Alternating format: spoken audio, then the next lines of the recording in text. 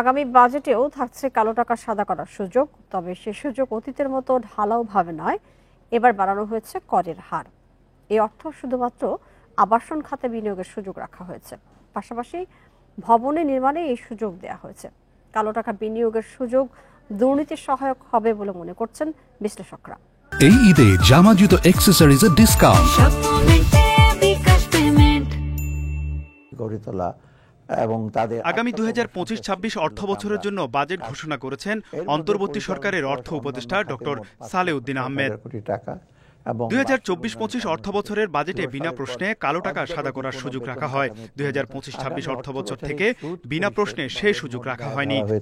1,22,000 তবে নির্ধারিত কর দিয়ে আবাসন খাতে এ সুযোগ রাখা হয়েছে। অর্থের উৎস সম্পর্কে যে কোনো সংস্থার প্রশ্ন করার সুযোগও রাখা হয়েছে।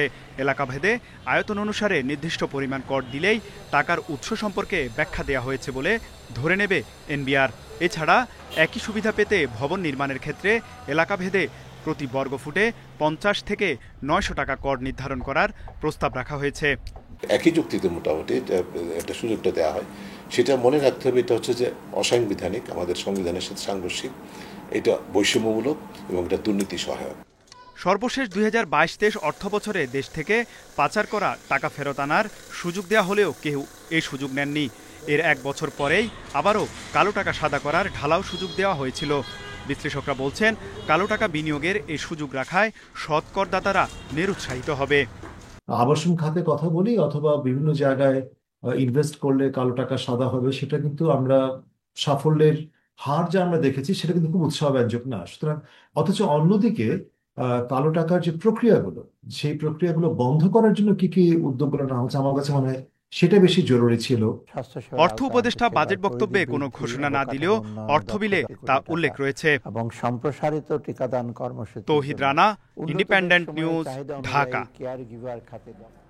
এ নিয়ে আলোচনা করতে রাজধানীর গুলশান থেকে আমাদের সঙ্গে যোগ দিচ্ছেন এফপিসিসিআই এর সাবেক সভাপতি আব্দুল আল মিন্টু। জনাব আব্দুল আল মিন্টু, আপনাকে স্বাগত জানাচ্ছি আমাদের এই সংবাদে। যেটি জানতে চাই যে অন্তর্বর্তী সরকারের বাজেটে এমন কি কোনো চমক আছে যা জনগণকে স্বস্তি দেবে বলে আপনি মনে করেন?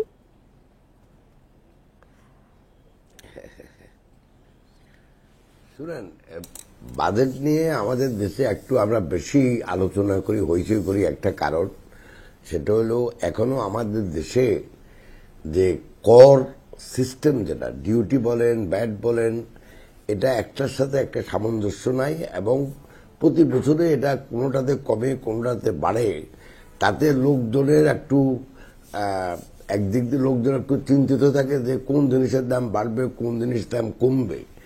একে বাজেটের চমক দেওয়ার মতো কোনো কিছু নাই। অর্থনৈতিক কর্মকাণ্ড যদি বাংলাদেশের বর্তমান জিডিপি 450 থেকে 460 বিলিয়ন ডলার হয়, তার মাত্র 12% বাজেট। তার মানে এর বাইরেও বহু অর্থনৈতিক কর্মকাণ্ড আছে যেগুলি মানুষের জীবনমান উন্নয়নের বেলায় সাহায্য করে, অর্থনৈতিক প্রবৃদ্ধিকে সাহায্য করে। তো এখানে নর্মালি বাজেট প্রতি বছরে যেটা হয় সেরকমই বাজেট হবে, খাতগুলো সেম থাকবে। এবার হয়তো 2-1টা খাত একটু বাড়াইছে, যেমন মনে করেন ওই জুলাই বিপ্লবে যারা আহত হয়েছে তাদের পরিবারের জন্য একটা খাত রাখা হয়েছে। আদারওয়াইজ আপনি যদি দেখেন গত 50 বছরে যেই খাত আমাদের আগে ছিল এখনো সেই খাত। আর বাজেট সবসময় একটু বাড়ে, ইনক্রিমেন্টাল হয়। তবে এবারে আমাদের বাজেট যদি আমি গত বছর ছিল 7,90,000 বা 97,000 কোটি টাকা, এবার সেটা 7,000 টাকা কমিয়ে এটাকে 7,90,000 কোটি টাকা করছে। অর্থাৎ আমরা যে সংকুচিত মুদ্রানীতি ফলো করতেছি ওটার সাথে সামঞ্জস্য রেখে একটা অ্যাটলিস্ট সম্প্রসারিত করা হয় নাই, একটা সংকুচিত না করলেও একটা মানে একটা সংকুচিত টাইপের রাজস্ব নীতি এখন ঘোষণা করা হয়েছে। এখন দেখা যাক কি হয়। এটা তো জি জি আপনার কাছে আমার দ্বিতীয় প্রশ্ন, যে মূল্যস্ফীতি 6.5% নামানোর চ্যালেঞ্জ কি আসলে উত্থানো যাবে কিনা, সম্ভব? এটা আমার কাছে মনে হয় না, তবে আমি সাধুবাদ জানাই যেই টার্গেট ঠিক করছে 6.5%, সেটা যদি কমিয়ে আনতে পারে এটা খুবই ভালো। বিকজ বাংলাদেশের গত যদি আমরা 3 বছর দেখি মূল্যস্ফীতির হার প্রকৃত মজুরির হাত থেকে প্রায় 2-3-4% বেশি। অতএব যদি কমাইতে পারে ভালো, তবে মূল্যস্ফীতি কমানোর জন্য আপনি যদি অনেক ক্ষেত্রে আমি দেখলাম অনেক ডিউটি এবং কর বাড়িয়েছে, তাতে মূল্যস্ফীতি কিভাবে কমবে এরকম কোনো স্ট্র্যাটেজি কিন্তু আমি এখানে খোঁজ করি পাইনি। অন্যদিকে ধরেন একটা মূল্যস্ফীতির দুটা কারণ, একটা হলো যদি আপনি উৎপাদনের চাইতে আপনি কিনতে চান বেশি, তাহলে কিন্তু মূল্যস্ফীতি বাড়ে। আবার যদি আপনি যা কিনতে চান সেটা যদি মার্কেটে না পান, সংকট সৃষ্টি থাকে, তাহলেও কিন্তু মূল্যস্ফীতি বাড়ে। এখন এখানে আমাদের এই যে বাজেট দেওয়া হয়েছে, সেখানে যদি আপনি অতিমাত্রায় যেমন মুদ্রানীতি যদি সংকুচিত করে, তাহলে কিন্তু মার্কেটে সাপ্লাই শর্টেজ হবে। সাপ্লাই শর্টেজ হইলেও মূল্যস্ফীতি হবে। মূল্যস্ফীতির মিনিমাম 20-25টা কারণ আছে। এর ভিতরে মেইন দুটা তত্ত্ব, একটা হলো যদি মার্কেটে শর্ট থাকে তাহলে মূল্যস্ফীতি বাড়বে, যদি আপনার মানুষ বেশি কিনতে চায়। জি, আপনার কাছে আমার বেশ কয়েকটি প্রশ্ন আসছে, যেটা আসলে ছোট ছোট করে জানতে চাইছি। ব্যবসা বিনিয়োগের জন্য আসলে বিশেষ কোনো ব্যবস্থা রাখা হয়েছে কিনা, আপনারা ব্যবসায়ীরা আসলে কি মনে করছেন এই বাজেটকে?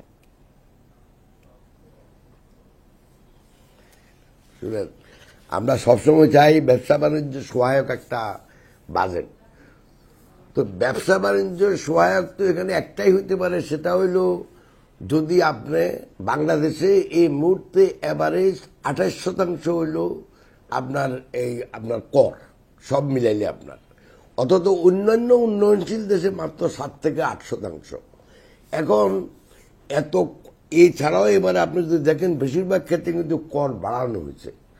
তো এখন আপনি যদি কর বাড়ান, বাংলাদেশের প্রতিটি উৎপাদিত পণ্যের কাঁচামাল বিদেশ থেকে আমদানি করা হয়। অতএব আমদানি নির্ভর কাঁচামালের উৎপাদিত দেশে সেখানে যদি কর বাড়ান, তাহলে তো আপনি এটা সহায়ক হলো না। 2 নম্বর হলো জিনিসপত্র, ধরেন এর বাইরে, বাজেটের বাইরে এখানে একটা কথা বলছেন, আপনার নিউজে শুনলাম যে বিদ্যুতের দাম বাড়াবে না। বিদ্যুতের দাম তো এখন বাজেটে বাড়ায় না, বিদ্যুতের দাম বাড়ায় এখানে ওই কমিশন একজন আছে, এনার্জি রেগুলেটরি কমিশন, তারাই 3-4 মাস 5-6 মাস পরে পরে বিদ্যুতের দাম বাড়ায়, অথবা বিভিন্ন তেল বা গ্যাসের দাম বাড়ে। তো এখন বাজেটে না বাড়লেও ভবিষ্যতে বাড়বে না এমন তো কোনো কথা নাই। তাছাড়া বিদ্যুতের দাম যদি নাও বাড়ান, বিদ্যুৎ তো সবসময় পাওয়া যাচ্ছে না।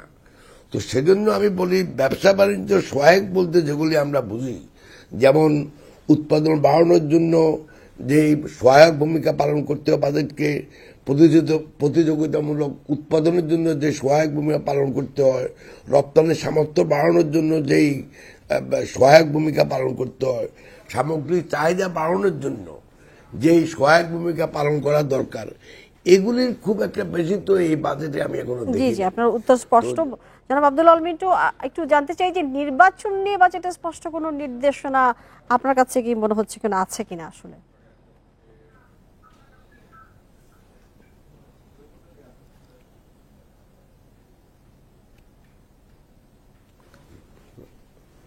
জি, জনাব আব্দুল আল মিন্টু, নির্বাচন নিয়ে স্পষ্ট কোনো নির্দেশনা কি আছে বাজেটে?